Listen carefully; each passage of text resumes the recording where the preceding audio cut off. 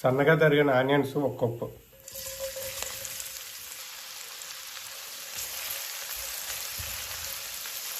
తర్వాత ఇప్పుడు చూడండి ఆనియన్స్ అది బాగా ఫ్రై అయ్యాయి. ఇప్పుడు 6 పచ్చిమిరకాయలు, కొంచెం కర్రీ లీవ్స్, ఒక స్పూను జింజర్ గార్లిక్ పేస్ట్,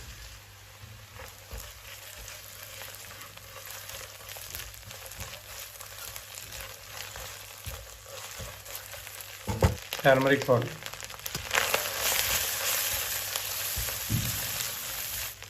ఇప్పుడు మనం ముందుగా ఆల్రెడీ కడిగి పెట్టుకున్న చికెన్ కేజీ ఇది వేస్తాం.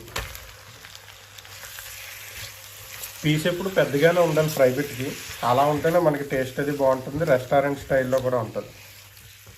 సో నేను ఆల్రెడీ పీసులు అనేది ఫ్రై బిట్ పీసెస్ కింద కానీ కొట్టించాను.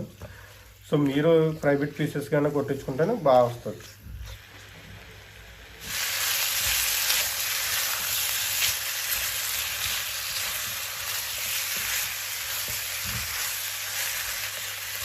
తర్వాత బాగా వాటర్ వేసుకుని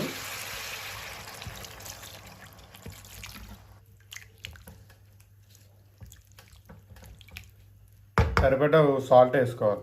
అండ్ ఇలా వాటర్ వేసుకుని బాయిల్ చేయడం వల్ల ముక్క స్మూత్గా ఉంటుంది, ఇడిపోకుండా ఉంటుంది.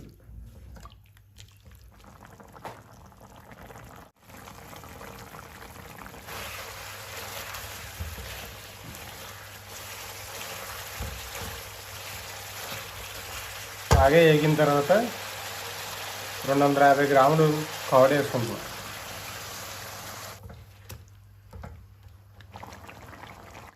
ఈ వాటర్ అంతా ఇంకిపోయి మొత్తం బాగా దగ్గరగా అయ్యే వరకు ఫ్రై చేసుకుంటున్నాం. అప్పుడు ముక్క సాఫ్ట్గా ఉడుకుతుంది. ఇప్పుడు గ్రేవీ అనేది దగ్గర పడుతుంది. ఈ స్టేజ్లోనే మనం మసాలాలన్నీ వేసుకోవాలి. ఒక స్పూను ఎల్ పౌడర్, ఒక స్పూను గరం మసాలా, ఒక జీరా పౌడర్, ఒక స్పూను చికెన్ మసాలా, బాగా మిక్స్ చేసుకోవాలి.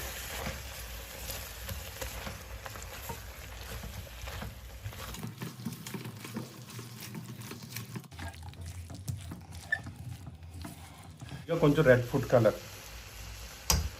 కలర్ అన్నది ఆప్షనల్, మీకు నచ్చితే వేసుకోవచ్చు, లేకపోతే లేదు.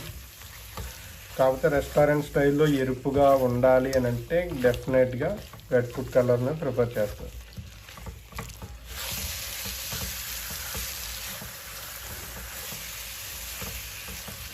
కర్రీ లీవ్స్ కోసం కొత్తిమీర,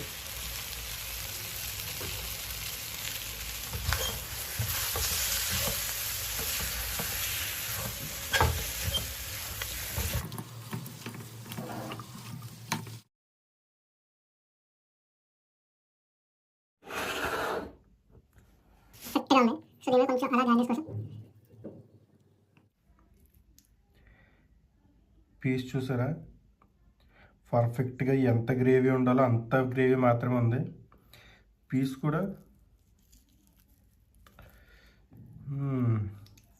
ముక్క కూడా చాలా జ్యూసీగా ఉంది, కానీ ముక్క ఎక్కడ విరక్కండి